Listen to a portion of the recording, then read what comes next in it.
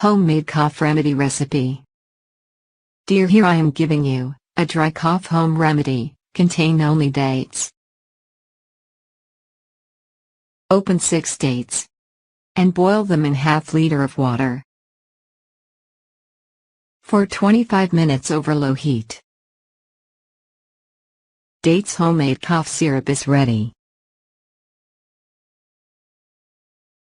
Drink 3 cups a day. This is the ultimate dry cough home remedy. Hope you enjoyed the video on homemade cough syrup. Please like and share the video and subscribe to our channel Natural Treatment and Home Remedies. Thanks.